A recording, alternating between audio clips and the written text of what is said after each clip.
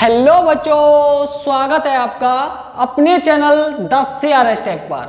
तो आज हम आपको लेकर आ चुके हैं, यानी क्लास 10th वालों के लिए लेकर आ चुके हैं 3 क्वेश्चन का डोज हर रोज।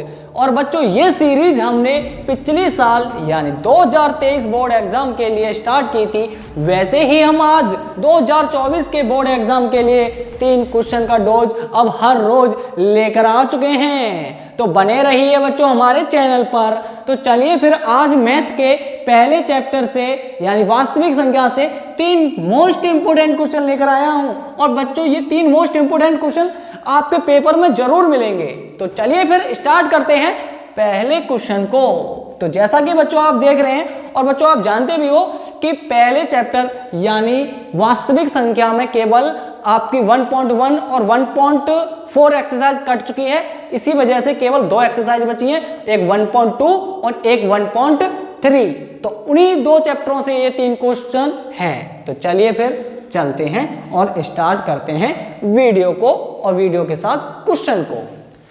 तो बेटा ये क्वेश्चन आपको दिया है कि एचसीएफ दे रखा है 2 संख्याओं का, यानी 306 और 657 का एचसीएफ आपको दे रखा है 9। इन्हीं संख्या का आपसे एलसीएम पूछा है। अब बेटा कुछ बच्चे एलसीएम निकालने की कोशिश करेंगे, यानी इन संख्याओं का फैक्टर करना स्टार्ट करेंगे और एलसीएम निकालेंगे। मान लो आपने फैक्टर करके इसका एलसीएम निकाल भी लिया, तो आपको जो ये दिया था इसका क्या हुआ भाई, इसका भी तो हमें प्रयोग करना है भाई। इसकी मदद से हमें इसका एलसीएम निकालो, जल्दी निकल आएगा। बात समझ में आई कि नहीं? वैसे आप फैक्टर करेंगे तब भी एलसीएम निकल जाएगा, लेकिन उससे हम बिल्कुल नहीं करेंगे क्योंकि इतना टाइम हमारे पास है नहीं है। और दूसरी बात हम यानी हमें जो दिया है इसका भी तो हम प्रयोग करेंगे कहीं ना कहीं। इसीलिए चलो फिर कैसे इसका प्रयोग करते हैं और कैसे इसके प्रयोग से हम एलसीएम निकालते हैं, चलो समझते हैं बेटा। तो जैसा कि बच्चों हमने एक फॉर्मूला सीखा था चैप्टर पढ़ते समय कि अगर एचसीएफ कोई भी 2 संख्याओं का एचसीएफ निकालें, 2 संख्याओं का एचसीएफ निकालें तो उसका फॉर्मूला क्या होता था, यानी उसको एचसीएफ और एलसीएम को चेक करने का क्या एक फॉर्मूला बनाया गया था कि ये बनाया गया था आपका कि पहली संख्या और गुणा दूसरी संख्या, पहली संख्या और गुणा दूसरी संख्या, यानी जो आपको 2 संख्याएं दे रखी हैं उनका करेंगे गुणनफल, और ये बराबर आता है एचसीएफ और गुणा एलसीएम के। बेटा ये हमने एक फॉर्मूला सीखा था चैप्टर पढ़ते समय। ये उत्तर की जांच करने के लिए ये फॉर्मूला पढ़ाया जाता है। अब इसी की मदद से हम एलसीएम निकालेंगे। तो चलिए बेटा पहली संख्या आपको पता है कितनी है, 306, और गुणा दूसरी संख्या तो आपको दिखाई दे रही होगी कि 657। और बेटा एचसीएफ इन संख्याओं का क्या दिया है आपको, 9 दिया है। और बेटा एलसीएम आपसे पूछा है, एलसीएम आपसे पूछा है तो एलसीएम को एलसीएम रहने देंगे इनटू में। अब बेटा आप जानते हो यहां से कि एलसीएम का ये 9 गुणांक है, तो दूसरी तरफ लेके जाएंगे तो किस में जाएगा, भाग में जाएगा। तो बेटा 306 गुणा 657/9 बराबर एलसीएम। और बेटा ये अब यहां से 9 का डिवाइड करेंगे तो देखो 9 1 9 और ये कट जाएगा, 9 3 27, क्या बचे यहां से 3 बचे, 36 हो गया, 9 चौक 36, यानी ये कट जाएगा आपका 34 टाइम्स। तो बेटा अब हमारे पास बचा 34 गुणा 657, नीचे 1 है लिखो या नहीं कोई फर्क नहीं पड़ता। अब बेटा इनकी मल्टीप्लाइज कर देंगे, मल्टीप्लाइज हमसे करनी आती है तो आंसर आपका आ जाएगा। तो चलिए फिर 34 की 657 में गुणा करते हैं। तो पहले 4 की कर लो, 4 7 28, 4 पंजे 20, 20 और 2 22 का 2 हासुल 2, 4 6 24 और 24 और 2 26, और गुणा 3 7 21 और 3 पंजे 15 और 2 17 का 7 हासुल 1, 3 6 18 और 18 और 1 19। तो बेटा मल्टीप्लाइज आपसे करने आने चाहिए, सभी बच्चे जानते हैं मल्टीप्लाइज करना। तो ये 6 और 7 हो गया आपका 13, 13 का 3 हासुल 1, तो ये 3 और 9 12 का 2 हासिल 1, यानी ये हुआ 22,338। 22,338, तो ये आपका एलसीएम आ गया। ये आपका एलसीएम आ गया। अगर आप गुणनखंड विधि से करते तब भी यही आता, लेकिन देखो इतना शॉर्टकट में हो गया तो हम एलसीएम का यानी इन संख्याओं का गुणनखंड क्यों करें। तो बेटा ये काफ़ी अच्छा क्वेश्चन था, आपके एग्जाम में पूछा जा सकता है। तो चलिए फिर हम इसको नोट कर लेते हैं जल्दी और इसको फिर रब करते हैं और चलते हैं इस क्वेश्चन नंबर 2 की ओर। तो चलिए बच्चों चलते हैं हम क्वेश्चन नंबर 2 पर। तो जैसा कि आपने क्वेश्चन नंबर 2 देख ही लिया होगा और आपको पता भी चल चुका होगा कि ये काफी मोस्ट इंपोर्टेंट क्वेश्चन है भाई, हर बार क्वेश्चन आता है ये, तो इसीलिए इसको अब पूरी तरह से कंफर्म कर लो, तैयार कर लो ढंग से। तो बेटा ये क्वेश्चन कह रहा है कि सिद्ध कीजिए √2 एक अपरिमेय संख्या है। तो बेटा हम जानते हैं कि √2 अपरिमेय संख्या है, लेकिन हमें इसको सिद्ध करना है। तो चलिए फिर समझते हैं। बेटा ये क्वेश्चन चाहे √2 हो, चाहे √3 हो, चाहे √5 हो, एक ही क्वेश्चन से हम सीख जाते हैं सब पूरा इसका प्रोग्रेशन। तो कैसे सीखेंगे, आइए ध्यान दीजिए यहाँ पर, तब सीखेंगे बेटा। तो सबसे पहले हम क्या करते हैं बेटा, मैथ में आपको पता ही होगा, सबसे पहले मानते हैं कोई भी चीज। तो मान लो बेटा, मैथ का तो काम ही है। तो माना √2 एक परमेय संख्या है। अरे ये क्या, अरे बेटा माना ही तो है कि ये परमेय संख्या है, तो ये परमेय संख्या मान ली हमने। तो बेटा जब हमने परमेय संख्या मान ली तो एक बात बताओ, परमेय संख्या होती क्या है कि जिनको हम वह संख्या जिन्हें हम P/Q के रूप में लिख सकें। बिल्कुल, तो वही तो लिखा है मैंने √2 को P/Q के बराबर। तो ठीक है बेटा, अब यहां पर लेकिन एक बात है आपको समझनी। क्या समझनी है कि ये जो P और Q जो संख्या ली है ना आपने, यानी जहां P एंड Q जो संख्या ली है वो सहअभाज्य है। सहअभाज्य का मतलब समझते हो बेटा, सहअभाज्य कौन सी संख्या होती है। अगर इन दोनों संख्याओं को अगर हम HCF निकालेंगे तो वो 1 के बराबर आएगा। ऐसी संख्या आपने ली है यहाँ पर, ये आपको दिखाना होगा। ठीक है, चलो अब इसके नीचे 1 रख लेंगे और क्रॉस मल्टीप्लाइज कर देंगे, तो जो कि ये हो जाएगा P एकन P और ये हो जाएगा Q√2। अब दोनों ओर कर देंगे स्क्वायर, तो दोनों ओर, हर स्टेप को बेटा ध्यान से देखना, एक ही बार में क्वेश्चन समझ में आ जाएगा और इस क्वेश्चन को आप छोड़ के नहीं आएंगे। तो दोनों ओर वर्ग करने पर, दोनों ओर वर्ग करेंगे तो बेटा ये हो जाएगा P² और ये हो जाएगा आपका Q² और √2 का वर्ग करने पर रूट हट जाता है, तो ये कह दूंगा कि 2Q²। तो बेटा इसको दे देते हैं हम समीकरण नंबर 1। चलिए फिर इसके बाद क्या करेंगे, इसके बाद आप यहां पर देखेंगे बेटा ध्यान से कि ये जो P² का मान है वो 2 है, यानी 2Q² है, ये बोल सकते हैं। तो मैंने कहा कि P² के मान में 2 का भाग चला जाएगा। बिल्कुल चला जाएगा बेटा, इधर को 2 है तो 2 का भाग चला जाएगा। जब P² 2 से विभाजित है तो बेटा P भी 2 से विभाजित होगी। बिल्कुल होगी, क्यों होगी देखो यहां पर समझ लो। मैंने कहा ये P² का मान थोड़ी देर के लिए 25 है, तो मैंने कहा इसमें 5 का भाग चला जाएगा P² के मान में, बिल्कुल कि 5 टाइम्स कटेगा। तो मैं कहूंगा अब P का मान क्या होगा, निकालो दोनों ओर वर्ग करके, तो दोनों ओर वर्गमूल लेंगे तो ये आ जाएगा आपका 5। तो देखो P के मान में भी 5 का भाग जा रहा है 1 टाइम्स। तो ये बात आपको ध्यान रखनी है और याद भी रखनी है एक तरीका से कि अगर P² कोई भी अंक से विभाजित है तो फिर P भी उसी अंक से विभाजित होगी। इस बात को आपको याद भी रखना और मैंने आपको समझा भी दिया है।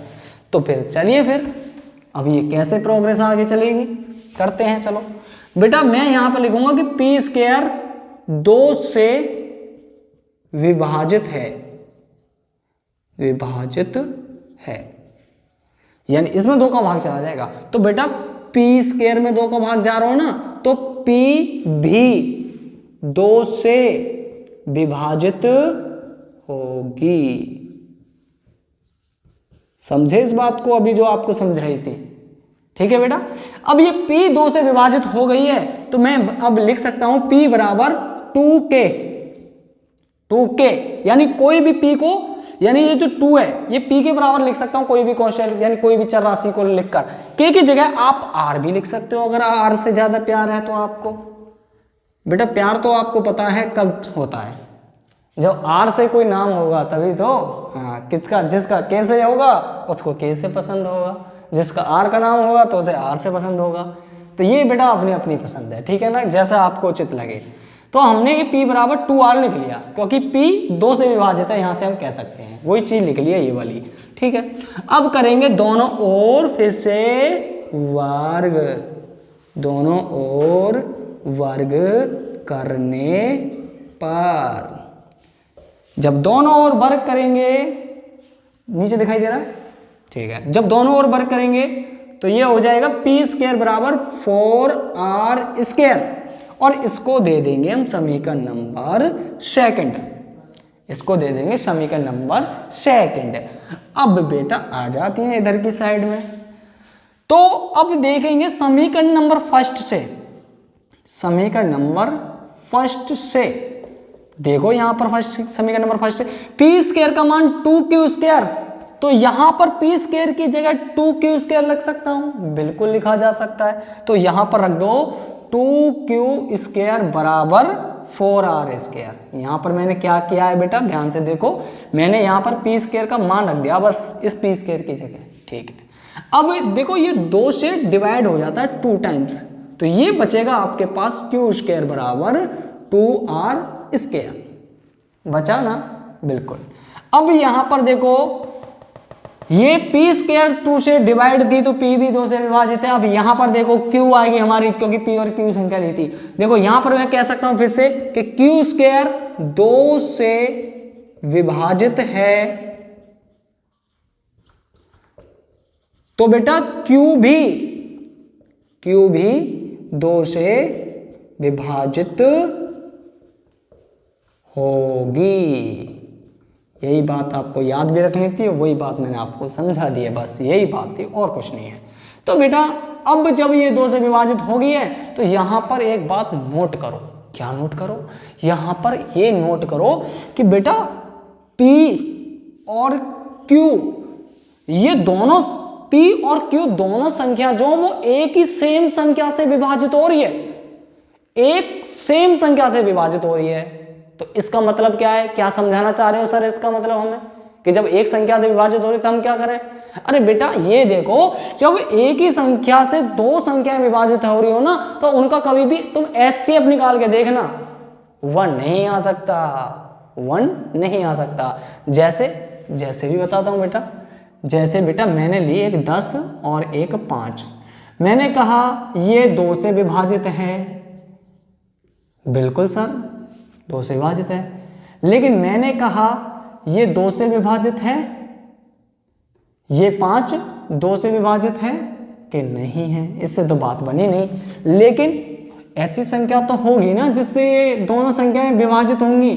चलो जैसे मैं दोबारा से ले लेता हूं एक बार कि 10 और 5 ली थी मैंने कहा ये 10 जो 5 से विभाजित है, कि 5 दूनी 10, और मैंने कहा ये 5 से ये वाली संख्या विभाजित है क्या, हाँ ये है, ये 1 टाइम्स है। तो यानी 5 से ही दोनों संख्या विभाजित हो रही थी, 10 भी और 5 भी। तो इनका HCF निकाल के देखूं, फिर क्या देखूं कि 1 के बराबर आएगा कि नहीं आएगा, बिल्कुल नहीं आएगा। चलो 10 का फैक्टर कर लेते हैं कि 2 पंजे 10 और 5 एकन 5, यानी 2 गुणा 5। अब कर लेते हैं 5 के फैक्टर, तो 5 का तो बेटा 1 5 एकन 5 ही रहेगा, इसमें क्या बता रहे हो। तो देखो HCF निकालेंगे तो HCF जानते हो जो दोनों में कॉमन होता है वो आता है हमारा HCF। आ रहा है क्या 1 के बराबर, 1 के बराबर आ रहा है क्या, नहीं आ रहा, ये तो 5 आ रहा है। ये बात बेटा समझनी थी बस। तो इसका मतलब यहां पर मैं लिख सकता हूं, आ जाओ अपने क्वेश्चन पर लौट के, कि यहां मैं लिख सकता हूं कि बेटा P और Q दोनों सेम, या फिर 2 कोष्टक में लिख दो कि 2 से विभाजित है।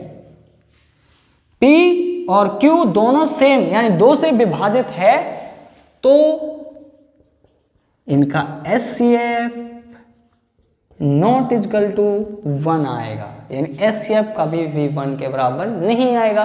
तो हमने जो संख्या ली थी वो ऐसी संख्या ली थी जिनका HCF 1 आता है, यहां पर आ गया नॉट इजकल टू 1, ऐसी संख्या सिद्ध कर दी हमने।